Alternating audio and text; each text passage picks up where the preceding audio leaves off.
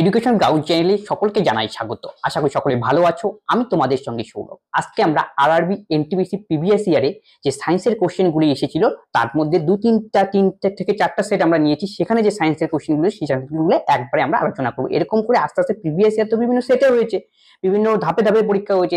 এমন করতে করতে আস্তে আস্তে সমস্ত সেটগুলো আমরা নিয়ে আসবো এবং সায়েন্সের কোশ্চেনগুলি আমরা ডিভিশন করে নেবো। কারণ সায়েন্সের কোশ্চেন কমসে কম একটা সেটের মধ্যে 4-5টা করে এসে থাকে। আর পরীক্ষার জন্য সায়েন্সের কোশ্চেনগুলি খুব গুরুত্বপূর্ণ এবং নম্বর তোলার জন্য। প্রথম কোশ্চেন যেটা এখানে দেওয়া রয়েছে সেটা হলো আধুনিক পর্যায় সারণীতে মৌলগুলিকে কয়টি উলম্ব স্তম্ভে সাজানো হয়। এটা পর্যায় সারণী থেকে কোশ্চেন জিজ্ঞেস করছে। পর্যায় সারণীতে আমরা দুটো জিনিস সম্পর্কে জানি, একটা হলো পর্যায় আর হলো শ্রেণী। পর্যায় থাকে 7টা, এরকম ভাবে দেওয়া থাকে 1 2 3 4 5 6 7, আর এই বরাবর থাকে শ্রেণী। টোটাল শ্রেণীর সংখ্যা এরকম ভাবে 1 2 করে টোটাল ডট ডট পর্যন্ত মানে 18টা শ্রেণী থাকে। তাহলে সঠিক উত্তর হবে অপশন সি, শ্রেণীর সংখ্যা 18। যদি বলতো পর্যায় কতগুলো, পর্যায় তোমার হতো এখন অ্যান্সার 7। আধুনিক পর্যায় সারণীর জনক সাধারণত মোজলেকে দেওয়া হয়, কারণ অনেক বিজ্ঞানী গবেষণা করেছেন এই পর্যায় সারণী নিয়ে। মোজলেকে জনক হিসেবে কি মান্যতা দেওয়া হয়, বিজ্ঞানী মোজলে। এইখানে যে 18 নম্বর শ্রেণীর কথা বলা রয়েছে, 18 নম্বর শ্রেণীতে কোন কোন ধরনের পদার্থগুলো থাকে, কোন মৌলগুলো থাকে, এটা পরীক্ষায় জিজ্ঞেস করে। 18 নম্বর শ্রেণীতে মনে রাখবে নিষ্ক্রিয় মৌলগুলো অবস্থান করে। নিষ্ক্রিয় মৌল, নিষ্ক্রিয় মৌল বলতে আমরা কোনগুলোকে বুঝি? হিলিয়াম, নিয়ন, আর্গন, কেপ্টন, জেনন, এই সমস্ত মৌলগুলিকে বলা হয় নিষ্ক্রিয় মৌল। নিষ্ক্রিয় মৌল বলা হয় এরা কোনো সাধারণ রাসায়নিক বিক্রিয়ায় অংশগ্রহণ করে না, এই জন্য এদের নিষ্ক্রিয় মৌল বলা হয়। তাহলে বোঝা গেল পর্যায় কতগুলো, পরীক্ষা জিজ্ঞেস করলে 7টা, আর শ্রেণী কতগুলো 18টা। আধুনিক দীর্ঘ পর্যায় সারণী। আজ ধরে মেন্ডেলিভ যখন আবিষ্কার করেছিল, মেন্ডেলিভের পর্যায় সারণীতে তখন পর্যায় কতগুলি ছিল যদি জিজ্ঞেস করে মেন্ডেলিভের ক্ষেত্রে, তখন পর্যায় হবে 7টা, আর শ্রেণী ছিল টোটাল 9টা। তার মধ্যে 8টা হলো মেইন আর একটা ছিল শূন্য শ্রেণী। এই শূন্য শ্রেণীতে নিষ্ক্রিয় গ্যাসগুলো অবস্থান করছিল। এই হলো পর্যায় সারণী একটু বেসিক ফ্যাক্ট। রাতের আকাশে তারাগুলো মিটমিট করে কেন? এর সঠিক উত্তর হবে তারার মধ্যে আলোর বায়ুমণ্ডলে প্রতিসরণ ঘটে, এই জন্যই তারাগুলো মিটমিট করে। আসলে ব্যাপারটা কি হয়, প্রতিসরণ ব্যাপারটাকে আগে বুঝে নিই। প্রতিসরণ ব্যাপারটা মানে দুটো মাধ্যম এখানে যুক্ত থাকবে, একটা হলো ঘন মাধ্যম, একটা হলো লঘু মাধ্যম। মনে করো আমি নিচেরটাকে ঘন মাধ্যম বলে ডিনোট করলাম, উপরটাকে লঘু মাধ্যম। তাহলে ঘন মাধ্যম থেকে লঘু মাধ্যমে আলো প্রবেশ করবে, তখন কি হবে? এখান থেকে আলোটা আসলো মানে লঘু মাধ্যম থেকে আসছে মানে হালকা মাধ্যম, সেখান থেকে আলোটা যাওয়ার কথা থাকবে এইদিকে, কিন্তু সেটা কি করবে এদিকে না গিয়ে যখন লঘু মাধ্যম থেকে ঘন মাধ্যমের দিকে যাবে তখন অবিলম্বের দিকে সরে আসবে। এই যে একটা ঘটনা, লঘু মাধ্যম থেকে ঘন মাধ্যমে গেল, আলোর দিকটা পরিবর্তন হলো, এই ঘটনা হলো প্রতিসরণ। সেটা লঘু মাধ্যম থেকে ঘন মাধ্যমে গেলে কি হয়, আলোটা কি অবিলম্বের দিকে কি সরে আসে, কিন্তু যখন উল্টোটা হবে তখন কি অবিলম্ব থেকে দূরে সরে যায়। এই হলো কি কন্ডিশন, এক ক্ষেত্রে এর জন্য কি বলা হয়েছে, রাতের আকাশে যখন তারাগুলো থেকে আলোটা কি বেরিয়ে আসবে, আলোগুলো বেরিয়ে বাতাসের তো বিভিন্ন ধরনের মাধ্যম থাকে, কোনটা হালকা কোনটা কি ভারী, এই জন্য কি মাধ্যম দিয়ে যখন আলো রশ্মি প্রতিফলিত হয়ে যেতে থাকবে তখন প্রতিসরণের জন্য কি বিভিন্ন ভাবে কি দিক পরিবর্তন করবে, এই জন্য এই গ্লেজি ভাবটা লক্ষ্য করা যায়। শ্বসন প্রক্রিয়ায় গ্লুকোজের মতো জটিল যৌগগুলি শক্তি সরবরাহ করতে ড্যাশ আকারে ভেঙে যায়। এর সঠিক উত্তর হবে অপশন ডি, এটিপি। এটিপির ফুল ফর্ম হলো অ্যাডিনোসিন ট্রাইফসফেট। Adenosine triphosphate. এই এটিপি কে বলা হয় energy currency of the cell. Energy currency কারণ কি, এটা আমাদের শক্তি উৎপন্ন করতে সাহায্য করে। তাহলে এই যে এটিপি উৎপন্ন প্রক্রিয়া এটা কোথায় হয়, মাইটোকন্ড্রিয়ার মধ্যে হয়। মাইটোকন্ড্রিয়া একটা কোষ অঙ্গাণু মধ্যে, কোষের মধ্যে অবস্থান করে মাইটোকন্ড্রিয়া। এর জন্য মাইটোকন্ড্রিয়াকে বলা হয় power house of the cell. পরীক্ষায় জিজ্ঞেস করতে পারে কোন কোষ অঙ্গাণুকে power house of the cell বলা হয়, সেই ক্ষেত্রে অ্যান্সার হবে মাইটোকন্ড্রিয়া। কারণ কি, মাইটোকন্ড্রিয়ার মধ্যে কি হয়, আমরা যে খাবার খাই খাবারের মধ্যে গ্লুকোজ থাকে, সেই গ্লুকোজটা ভেঙে শক্তি উৎপন্ন হয়, এই শক্তিটাই হলো এটিপি। এটিপির ফুল ফর্ম হলো অ্যাডিনোসিন ট্রাইফসফেট। তাহলে পরীক্ষা এখান থেকে আরেকটি কোশ্চেন জিজ্ঞেস করতে পারে যে এক অণু শক্তিটা পাই কোথায়, গ্লুকোজ থেকে। তাহলে এক অণু গ্লুকোজ থেকে আমরা কত অণু শক্তি পাই, 38 অণু এটিপি পাই, থেকে 38 অণু এটিপি।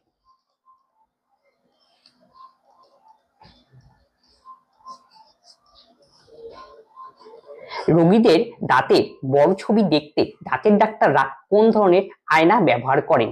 এর সঠিক উত্তর হবে অপশন সি, অবতল দর্পণ ব্যবহার করেন ডাক্তাররা। কারণ কি, অবতল দর্পণে যখন কোনো ছবি উঠবে সেই ছবিটা কি একটু বড় আকারে দেখা যায়, দাঁতে সূক্ষ্ম সূক্ষ্ম জিনিস দেখতে হয়, এই জন্য কি বড় দেখার জন্য দাঁতের ডাক্তাররা ব্যবহার করে। এছাড়াও গাড়ির হেডলাইটের মধ্যে অবতল দর্পণ ব্যবহার করা হয়, হেডলাইটে পরীক্ষায় আসতে পারে হেডলাইট। তবে টর্চের গ্লাসের মধ্যে ব্যবহার করা যেতে পারে, এই অবতল দর্পণ ব্যবহার করা হয়। এখন তাহলে উত্তল দর্পণ কোথায় ব্যবহার করা হয়? গাড়ির ভিউ মিররে ব্যবহার করা হয়, গাড়ির ভিউ মিরর। গাড়ির যে সাইডে গ্লাস থাকে সেই গ্লাসের থেকে এটা এখানে কি উত্তল দর্পণ ব্যবহার করা হয়। উত্তল দর্পণ ব্যবহার করার ফলে কি হয়, যে কোনো একটা দূরের পিছনে জিনিস আছে সেই ছবিটা এখানে এসে কি পড়বে, এর ফলে কি দেখতে সোজা হবে এবং ছোট আকারে আসবে। এটা পরীক্ষা জিজ্ঞেস করতে পারে, অল্টারনেট ভাবে জিজ্ঞেস করতে পারে, পরীক্ষা দুটোই ইম্পর্টেন্ট। সূর্যের অতিবেগুনি রশ্মির বিকিরণ থেকে পৃথিবীকে রক্ষা করে কে? এর সঠিক উত্তর হবে অপশন সি, ওজোন স্তর বা ওজোন গ্যাস। ওজোন গ্যাস নিয়েই তৈরি হয় ওজোন স্তর। আসলে এটা স্ট্র্যাটোস্ফিয়ার একটা স্তর রয়েছে আমাদের, এই স্ট্র্যাটোস্ফিয়ার স্তরের মধ্যে ওজোন গ্যাসের একটা আস্তরণ দেখতে পাওয়া যায়। ওজোন গ্যাস আসলে কিভাবে তৈরি হয়? তিনটা অক্সিজেন পরমাণু একে অপরের সঙ্গে যুক্ত হয়ে তৈরি হবে ওজোন গ্যাস। ওজোন গ্যাসের সংকেত হলো O3। এই ওজোন স্তর যে রয়েছে স্ট্র্যাটোস্ফিয়ারের উপরে, তখন কি হয়, এই ওজোন স্তরটা সূর্যের থেকে আলট্রাভায়োলেট রেটাকে আসতে পৃথিবীতে বাধা দেয়। এই জন্য কি এই ওজোন স্তরটা খুব গুরুত্বপূর্ণ। কিন্তু ক্রমাগত যে সিএফসি গ্যাস, ক্লোরোফ্লোরোকার্বন বিভিন্ন রেফ্রিজারেটর থেকে বাড়ায়, বিভিন্ন কলকারখানা নির্গত হয়, সেই সিএফসি গ্যাস ওজোন স্তরকে প্রচুর পরিমাণে ক্ষতি করছে। এছাড়া অন্যান্য গ্যাসও ক্ষতি করে। পরীক্ষায় আসতে পারে কোন গ্যাস ওজোন স্তর ক্ষতি করার জন্য অন্যতম দায়ী, অ্যান্সার হবে তখন সিএফসি গ্যাস। সিএফসির পূর্ণ হলো ক্লোরোফ্লোরোকার্বন, আমাদের রেফ্রিজারেটর থেকে, এসি থেকে এই সমস্ত গ্যাস বের হয়, সিএফসি। রাইবোজোম কি তৈরি করে? রাইবোজোম প্রোটিন তৈরি করে। আমরা যে প্রোটিন সংশ্লেষ করে সেটা হলো রাইবোজোম। রাইবোজোম একটা কোষ অঙ্গাণু, কোষের মধ্যে দেখতে পাওয়া যায় রাইবোজোম। তাহলে রাইবোজোম যদি প্রোটিন তৈরি করে, এই জন্য রাইবোজোমকে বলা হয় প্রোটিন তৈরির ফ্যাক্টরি বা প্রোটিন তৈরির কারখানা। পরীক্ষা আসবে কোন কোষ অঙ্গাণুকে প্রোটিন তৈরির কারখানা বলা হয়, অ্যান্সার হবে রাইবোজোম। তাহলে প্রোটিন ফ্যাক্টরি লিখে দেই, প্রোটিন ফ্যাক্টরি। রাইবোজোমকে সাধারণত দুটো আকারের হয়, পরীক্ষায় আসতে পারে, সেটা হলো 70S আর 80S, রাইবোজোমের আকার। তাহলে 80S প্রকৃতির রাইবোজোম দেখতে পাওয়া যায় ইউক্যারিওটিক কোষের প্রাণীদের মধ্যে। ইউক্যারিওটিক কোষ মানে উন্নত প্রাণীদের মধ্যে দেখতে পাওয়া যায়। 70S দেখতে পাওয়া যায় অনুন্নত মানে কি প্রোক্যারিওটিক কোষের মধ্যে, প্রোক্যারিওটিক। আর ইউক্যারিওটিক মানে আদর্শ কোষ লিখে দেই, বুঝতে সুবিধা হবে, আদর্শ কোষ। রাইবোজোমকে কি বলা হয় তাহলে? প্রোটিন তৈরি ফ্যাক্টরি। পদার্থবিজ্ঞানে কোন শাখায় স্থির তরলের বৈশিষ্ট্য নিয়ে কাজ করা হয়? এর সঠিক উত্তর হবে অপশন এ, উস্থিতিবিদ্যা। জ্যোতির্বিদ্যা মানে মহাকাশের বিভিন্ন জিনিস নিয়ে গবেষণা করা, তাপবিদ্যা মানে তাপ নিয়ে, আর অপটিক্স মানে লাইট নিয়ে।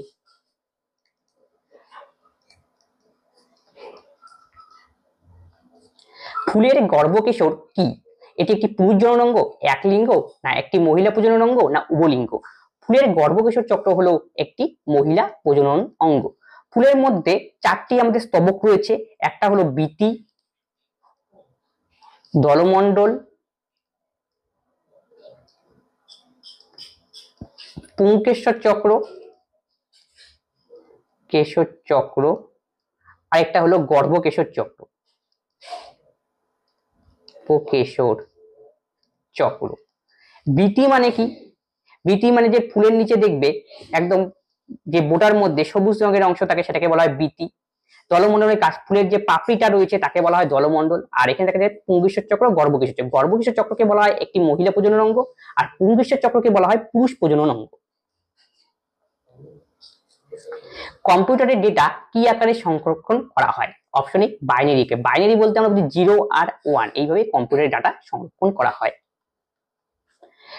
ধাতুর পাতলা তারে পরিণত হওয়ার ক্ষমতাকে কি বলা হয়? প্রসার্যতা হবে এর সঠিক উত্তর। আর নমনীয়তা ব্যাপার মানে কি? যেমন সোনাকে গলিয়ে আমরা বিভিন্ন ধরনের আকার কি তৈরি করি, যে সোনার নমনীয়তা অন্যতম বেশি, এই জন্য কি বিভিন্ন ধরনের অলংকার তৈরি করার জন্য সোনাকে ব্যবহার করা হয়। হেপাটাইটিস এ এর কারণ কি? অপশন এতে রয়েছে মশার কামড়, অপশন বি তে ব্যাকটেরিয়া, অপশন সি তে ভাইরাস, অপশন ডি পরজীবী। তাহলে হেপাটাইটিস এ একটা ভাইরাস গঠিত রোগ, তাহলে অপশন সি হবে এর সঠিক উত্তর। মানব দেহের কোন অঙ্গ পিত্তরস উৎপন্ন করে? মানব দেহের পিত্তরস উৎপন্ন করে যকৃৎ বা লিভার। লিভার হলো মানব দেহের ভেতরে সবচেয়ে বড় গ্রন্থি, সবচেয়ে বড় গ্রন্থি বা অঙ্গ বলতে, মানব দেহের ভেতরে।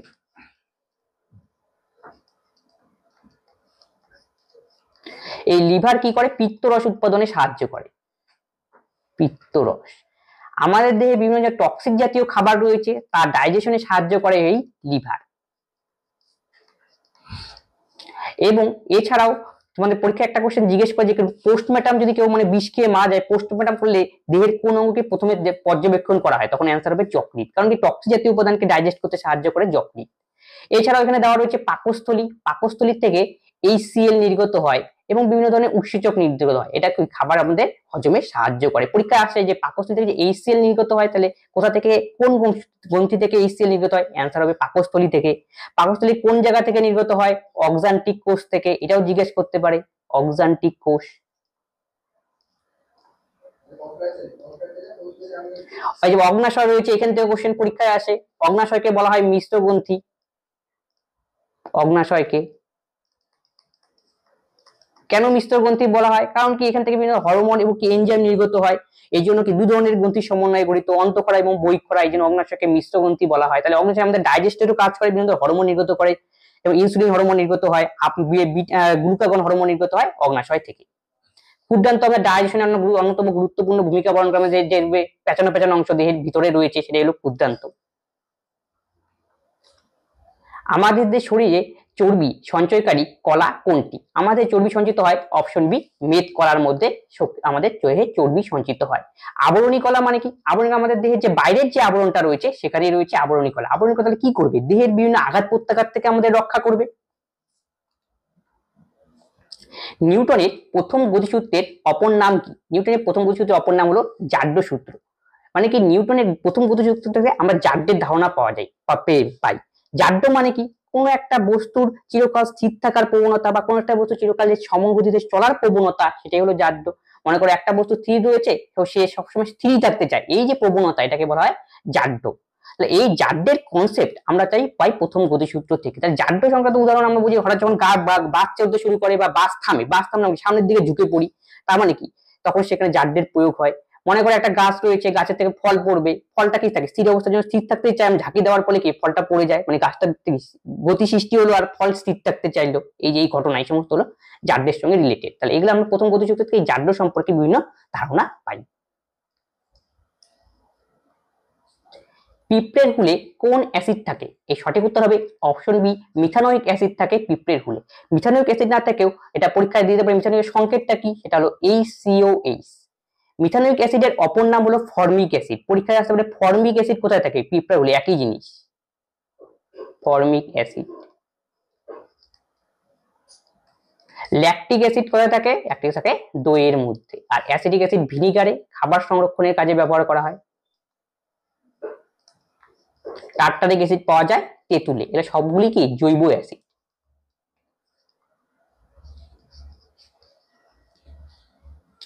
ব্লুটুথের উদ্ভাবক কে? ব্লুটুথের উদ্ভাবক হলেন অপশন সি, জাপ হাডসন। নিচের কোন গ্যাসটি নোবেল গ্যাস? একটু আগে আলোচনা করলাম, অপশন বি আর্গন। হিলিয়াম, নিয়ন, আর্গন, ক্রিপ্টন, জেনন, এগুলি হলো নোবেল গ্যাস। হিলিয়াম, নিয়ন, আর্গন, ক্রিপ্টন, জেনন। হিলিয়াম, নিয়ন, ক্রিপ্টন, জেনন প্রভৃতি গ্যাসগুলি হলো নিষ্ক্রিয় গ্যাস বা নোবেল গ্যাস। কেন ওদের নিষ্ক্রিয় গ্যাস বলা হয়? কারণ কি দেখো, হিলিয়াম, নিয়ন, আর্গন এদের সর্ববহিস্থ কক্ষে দুটো অথবা 8টা ইলেকট্রন থাকে। তাই দুটো আর 8টা ইলেকট্রন থাকার অর্থ কি? 1 2 3 4 5 6 7 8। তাহলে কি আর দুটো বা 8টা ইলেকট্রন থাকার পরে অন্য একটা কোনো একটার সাথে বিক্রিয়া করতে কি কাউকে ইলেকট্রন দিতেও পারে না, গ্রহণ করতেও পারে না, কারণ সমস্ত পরমাণু চায় তার শেষ কক্ষে দুটো বা 8টা ইলেকট্রন কি লাভ করতে। এই জন্য হিলিয়াম, নিয়ন, আর্গন, ক্রিপ্টন যেন কোনো রাসায়নিক বিক্রিয়ায় অংশগ্রহণ করে না, এই জন্য এদেরকে নিষ্ক্রিয় গ্যাস বা নোবেল গ্যাস বলা হয়, এটা মনে রাখবে। এছাড়াও আর্গন ছাড়া অন্যান্য গ্যাসের তোমাদের উদাহরণ দিতে পারে, যেমন তুমি নিয়ন, আর্গন দিয়ে দিতে পারে পরীক্ষায়, সবগুলো আলোচনা করলাম। যেমন ক্লোরিন, পরীক্ষায় আসতে পারে ক্লোরিন, ফ্লোরিন, তারপরে হলো আয়োডিন, এই সমস্তকে এই যে এইগুলো রয়েছে এগুলো হ্যালোজেন মৌল বলা হয়। হ্যালোজেন মৌল কোনগুলো? হ্যালোজেন, ব্রোমিন, এই যে প্রভৃতি হলো হ্যালোজেন মৌল। টক্সল কোন উদ্ভিদ থেকে আহরণ করা হয়? এর সঠিক উত্তর হবে অপশন বি ইউ। ইউ এক ধরনের গাছ যেখান থেকে ট্যাক্সল এক ধরনের উপকার পাওয়া যায়। এই ধরনের গাছ দেখতে পাওয়া যায় আমেরিকার যে উত্তর ক্যালিফোর্নিয়া রয়েছে, ক্যালিফোর্নিয়াতে ইউ গাছ দেখতে পাওয়া যায়। এখান থেকে ক্যান্সারের ওষুধ তৈরি করা হয়। সালোকসংশ্লেষের জন্য কোন গ্যাসের প্রয়োজন হয়? সালোকসংশ্লেষের জন্য প্রয়োজন হয় সবাই জানো, অপশনে কার্বন ডাই অক্সাইড গ্যাসের। সালোকসংশ্লেষ কোথায় হয়? উদ্ভিদের পাতার মধ্যে যে মেসোফিল কলা রয়েছে সেই মেসোফিল কলার মধ্যে সালোকসংশ্লেষ হয় এবং সালোকসংশ্লেষে গুরুত্বপূর্ণ ভূমিকা পালন করে কে? ক্লোরোপ্লাস্ট, প্লাস্টিডের অংশ ক্লোরোপ্লাস্ট। তাহলে সালোকসংশ্লেষ পাতায় হয়, পাতায় হওয়ার জন্য সালোকসংশ্লেষ বিক্রিয়াটা কি? সালোকসংশ্লেষ প্রক্রিয়ায় গাছ কি করে? বাতাস থেকে কার্বন ডাই অক্সাইড নেয়, মাটি থেকে জল নেয় এবং তারপর সূর্যালোক, সান এবং সূর্যালোকের উপস্থিতিতে এবং অতিবেগুনি রশ্মির সহায়তায় বিক্রিয়া করে গ্লুকোজ উৎপন্ন করবে C6H12O6। তার সঙ্গে উৎপন্ন হয় অক্সিজেন আর সামান্য পরিমাণে জল। এই যে বিক্রিয়াটাই হলো সালোকসংশ্লেষ। এখান থেকেই আমরা পাই অক্সিজেন, এই যে গ্লুকোজ। এই গ্লুকোজ উদ্ভিদের বিভিন্ন কি শক্তি বা খাবার হিসেবে কাজে লাগে, আর সেই খাবার খাওয়ার ফলে আমরা খাবার সেখান থেকে শক্তি সঞ্চারণ ঘটে। তাহলে পরীক্ষায় আসবে সালোকসংশ্লেষে যে অক্সিজেনটা উৎপন্ন হয় সেই অক্সিজেনের উৎস কি? অ্যান্সার হবে তখন H2O। তাহলে H2O হলো অক্সিজেনের উৎস।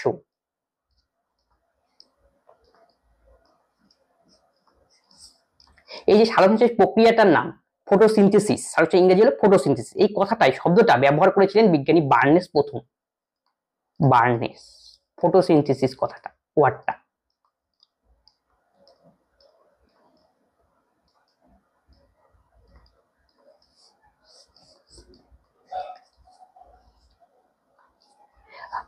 গতির তিনটি সূত্র উপস্থাপন করেছিলেন কি? অপশন ডি হবে সঠিক উত্তর, আইজাক নিউটন। গতির সূত্র বলতে কি আমরা তিনটা সূত্র জানি, প্রথম, দ্বিতীয়, তৃতীয়। যে কোনো বস্তু যদি স্থির থাকে চিরকাল স্থির থাকবেই, আর গতিতে চলতে থাকে চিরকাল গতিতে চলতে থাকবে। এই যেটা প্রথম সূত্র। ক্রিয়া প্রতিক্রিয়া সংক্রান্ত রয়েছে তৃতীয় সূত্রে, আর দ্বিতীয় সূত্র রয়েছে বস্তুর ভরবেগের পরিবর্তনের হার প্রযুক্ত বলের সমানুপাতিক। বল যেদিকে প্রযুক্ত হবে বস্তুর ভরবেগ সেদিকেই ঘটবে। এই যে নিউটনের তৃতীয় সূত্র, তিনটে সূত্র, এটা হলো নিউটনের থেকে পাওয়া গিয়েছে। তাই গতির তিন সূত্র কে দিয়েছিলেন? বিজ্ঞানী নিউটন। এডিসন মানে থমাস এডিসন বাল্ব আবিষ্কার করেছিলেন, আমাদের যে বৈদ্যুতিক বাল্ব। গ্যালিলিও দূরবীন আবিষ্কার করেছিলেন। অ্যারিস্টটলকে বলা হয় বায়োলজির জনক, father of biology. Father of biology.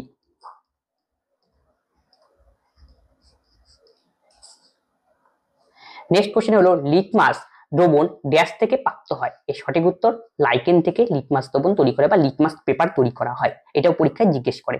Litmus paper তো লাইকেন থেকে তৈরি হয়। লাইকেন আসলে কি? লাইকেন হলো অ্যালগি এবং ছত্রাক, শৈবাল এবং ছত্রাকের মিলনের ফলে তৈরি হয়, সংমিশ্রণে। শৈবাল প্লাস ছত্রাক লিখে দাও। তাহলে এই লিটমাসের কাজ কি? লিটমাস হলো অ্যাসিড ক্ষারের, কোনটা অ্যাসিড বা কোনটা ক্ষার হবে দুটোর মধ্যে তা নির্ণয় করতে সাহায্য করে লিটমাস, মানে অ্যাসিড ক্ষার নির্দেশক হিসাবে কাজ করে। তাহলে লিটমাস যখন অ্যাসিড দ্রবণে দেওয়া হয়, অ্যাসিড দ্রবণে, তো অ্যাসিড দ্রবণে যদি আমরা নীল লিটমাস দিই সেটা তখন কি লালে পরিণত হয়। এই যে বর্ণটা চেঞ্জ করছে, বর্ণটা চেঞ্জ করার পরে আমরা বুঝতে পারছি কোনটা অ্যাসিড এবং কোনটা ক্ষার। এটাই তৈরি করার জন্য লিটমাস কি পেপার তৈরি করে লাইকেনকে ব্যবহার করা হয়। খাদ্য হজম করে কোনটি? খাদ্য হজম করতে কে সাহায্য করে? কার্বন, হিলিয়াম একটু সাহায্য করে না। মুখনিসৃত লালা। কেন? মুখনিসৃত লালার মধ্যে বিভিন্ন ধরনের এনজাইম থাকে, যেমন মল্টেজ, অ্যামাইলেজ প্রভৃতি এনজাইম। আর প্রভৃতি এনজাইম আমাদের খাবারের সঙ্গে মিশবে এবং খাবারটা ডাইজেস্ট করতে সাহায্য করবে। তার মানে কি সঠিক উত্তর হবে অপশন ডি। এবং যে আমাদের মুখের ভেতরে যখন লালা মিশ্রিত খাবার থাকে তখন সেটাকে বলা হয় বোলাস। এটাও পরীক্ষায় জিজ্ঞেস করে। মুখের ভিতরে লালা মিশ্রিত খাবারকে কি বলা হয়? বোলাস। নিম্নলিখিত কোনটি প্রধান টিস্যু যা একটি উদ্ভিদের শিকড় থেকে পাতায় জল বহন করে? তাহলে আমাদের দুটো এখানকার অ্যান্সার হতে পারে, জাইলেম আর ফ্লোয়েম। সঠিক উত্তর হবে অপশন ডি জাইলেম। জাইলেম হলো জল আর খনিজ লবণ বহন করে, জল আর খনিজ লবণ। আর পাতায় উৎপন্ন খাবার পরিবহন করে ফ্লোয়েম, খাবার। জাইলেমকে বিভিন্ন চারটা প্রধান ক্যাটাগরিকে ভাগ করা হয়। Xylem tracheid, trachea, xylem parenchyma, parenchyma, xylem তন্তু। এই 4টা ভাগে ভাগ করা হয় জাইলেমকে, ঠিক আছে। আর জাইলেম সাধারণত কি মৃত কলা, পরীক্ষায় এটাও জিজ্ঞেস করতে পারে। কিন্তু ব্যতিক্রম হলো জাইলেম প্যারেনকাইমা, এটা কিন্তু সজীব কলা, এখান থেকেই কোশ্চেন জিজ্ঞেস করি। ফ্লোয়েমকেও এরকম ভাগ করা যায়, সিবনল, সঙ্গী কোষ, ফ্লোয়েম প্যারেনকাইমা, ফ্লোয়েম তন্তু, ফ্লোয়েম প্যারেনকাইমা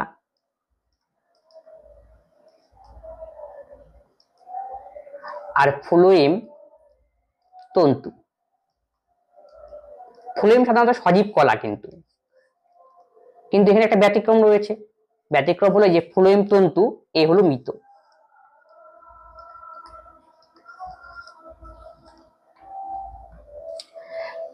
নেক্সট কোশ্চেন হলো একটি একক কোষ নিজেকে 2 ভাগে বিভক্ত করার প্রক্রিয়াকে কি বলা হয়? একটা কোষ ভেঙে দুটো তৈরি হবে, তার মানে কি বাইনারি ফিশন। অপশন বি হবে সঠিক উত্তর। ওজনের এক অণু ওজনেতে এক অণুতে অক্সিজেন কয়টি পরমাণু থাকে? 3টি অক্সিজেন পরমাণু একসঙ্গে যুক্ত হয়ে ওজোন গ্যাস তৈরি করে। অপশন এ হবে সঠিক উত্তর, এটা পূর্বে আলোচনা করলাম। নেক্সট কোশ্চেন হলো নিচের কোন যন্ত্রটি তুলনামূলকভাবে উচ্চ তাপমাত্রা পরিমাপ করতে যেমন চুল্লিতে ব্যবহার করা হয়? এর সঠিক উত্তর অপশন বি পাইরোমিটার। পাইরোমিটার যন্ত্রের সাহায্যে উচ্চ তাপমাত্রা নির্ণয় করে বিভিন্ন ইন্ডাস্ট্রিতে ব্যবহার করা হয় এটা। আর অ্যামিমিটার যন্ত্রের সাহায্যে তড়িৎ প্রবাহ মাত্রা নির্ণয় করা হয়, তড়িৎ প্রবাহ মাত্রা, ম্যাগনেটিক ইন্ডেক্স ফ্লাক্সোমিটারের সাহায্যে। স্বাধীন অস্তিত্ব সক্ষমে জীবের ক্ষুদ্রতম একক কোনটি? জীবের ক্ষুদ্রতম একক কোষ। কোষ দিয়েই তৈরি হয় একটা জীব। কতগুলো কোষ নিয়ে কলা, কত কলা নিয়ে অঙ্গ, অঙ্গ নিয়ে কি দেহ, এভাবে তৈরি হয়। তাহলে কোষ এখানে রয়েছে। কোষ প্রথম আবিষ্কার করেছিলেন কে? Robert Hooke. মৃত কোষ, কিন্তু তিনি মৃত কোষ আবিষ্কার করেছিলেন রবার্ট হুক। যদি বলে সজীব কোষকে প্রথম আবিষ্কার করেছিলেন, সজীব কোষ লিউয়েন হুক, অ্যান্টনিও ভিন লিউয়েন হুক প্রথম সজীব কোষ আবিষ্কার করেছিলেন। এটা কিন্তু পরীক্ষায় জিজ্ঞেস করে। তাহলে এখানে হচ্ছে প্রোটোপ্লাজম আর সাইটোপ্লাজম। আমাদের একটা কোষ রয়েছে, কোষের মধ্যে একদম স্বচ্ছ তরল পদার্থ থাকে, তাকে বলা হয় সাইটোপ্লাজম। আর প্রোটোপ্লাজম কি নিয়ে তৈরি হয়? তাহলে কোষের মধ্যে আমাদের নিউক্লিয়াস থাকে একটা, আর বিভিন্ন ধরনের কোষ অঙ্গাণুগুলো এখানে অবস্থান করে। আর সাইটোপ্লাজম থাকে, তিনটেকে নিয়েই তৈরি হয় আসলে প্রোটোপ্লাজম। তাহলে সাইটোপ্লাজম থাকবে, নিউক্লিয়াস থাকবে এবং বিভিন্ন কোষ অঙ্গাণু থাকবে। কোষ অঙ্গাণু এদেরকে নিয়ে তৈরি হয় প্রোটোপ্লাজম। আশা করি বোঝা গেল। মৃত কোষকে আবিষ্কার করেন রবার্ট হুক, আর প্রথম সজীব কোষকে আবিষ্কার করেছেন অ্যান্টনিও ভিন লিউয়েন হুক। আর যদি বলে নিউক্লিয়াস কে আবিষ্কার করেছিলেন? Robert brown. Nucleus Robert brown, Robert brown.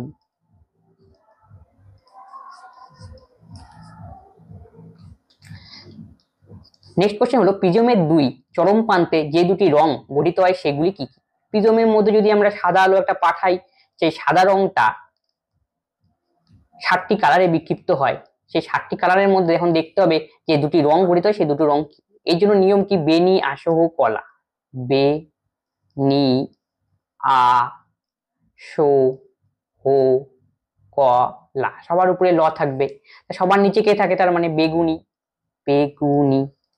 সবার উপরে ল ফর লাল, এইভাবে তৈরি হয়। আর প্রত্যেকটা তোমরা জানো এটা বেনি আসহ কলার ফুল ফর্ম কি। তার মানে এখন বলতে হলে কি কি রং গঠিত হয় দুই প্রান্তে? লাল রং গঠিত হবে, আর কি বেগুনি রং, সাদা রং বিস্তৃত হয়ে বিভিন্ন ধরনের রঙে বিশ্লিষ্ট হবে।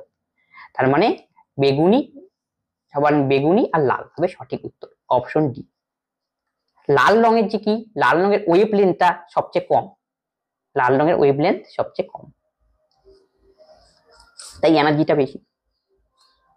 সাধারণ গৃহমাছির প্রাণীবিদ্যার বৈজ্ঞানিক নাম কি? এর সঠিক উত্তর হবে অপশন বি মুসাকা ডোমেস্টিকা। হলো আমাদের যে বাড়িতে মাছি দেখতে পারি তার বিজ্ঞানসম্মত নাম। টিট্রিকাম অ্যাসিটিভাম হলো গমের বিজ্ঞানসম্মত নাম, গমের। হোমোসেপিয়েন্স মানুষের, এটা জানো।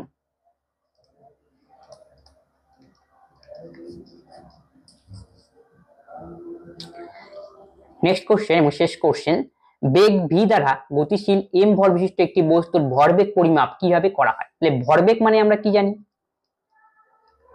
ভরের সঙ্গে বেগের গুণন, তাহলে এম ইন্টু ভি হবে আমাদের সঠিক উত্তর, অপশন সি। ভরবেগ জানলাম, এই যে হাফ এম ভি স্কয়ার হলো গতিশক্তির রাশিমালা, গতিশক্তির রাশিমালা হলো half m v square, half m v square. আর স্থিতিশক্তির রাশিমালা তাহলে কি হবে, স্থিতিশক্তি এম জি এইচ। কোন একটা বস্তুর গতির জন্য আমরা যে শক্তি লাভ করি সেটা হলো গতিশক্তি। আমরা বলকে তুমি ক্রিকেটের স্ট্যাম্পে ছড়ে আমরা বলটা কি, বলের জন্য স্ট্যাম্পটা কি পড়ে গেল, এটা হলো কি গতিশক্তির প্রয়োগ। এই ধরনের বিভিন্ন কোশ্চেন জিজ্ঞেস করতে পারে। আজকে ক্লাসে এই 30খানা কোশ্চেন ছিল সায়েন্সের থেকে, এটা বিভিন্ন সেটে এসেছিল, মানে বিভিন্ন ধাপে পরীক্ষা হয়েছিল, তার মধ্যে থেকে আমরা একবারে তুলে নিয়েছি। এরপরে আসন্ন বিভিন্ন ক্লাসের মধ্যে আমরা আস্তে আস্তে নিয়ে আসবো। তো আজকে যে ক্লাস করানো হলো, এই ক্লাসে যদি তোমাদের কোনো ডাউট হয় অবশ্যই তোমরা কমেন্ট বক্সে কমেন্ট করবে এবং বুঝে এই ক্লাসগুলি শেয়ার করবে, সকলেই এই ক্লাসগুলি দেখে উপকৃত হতে হবে। আজকের ক্লাস আমরা এখানেই শেষ করছি, পরবর্তী ভিডিওতে আবার দেখা হচ্ছে। ধন্যবাদ।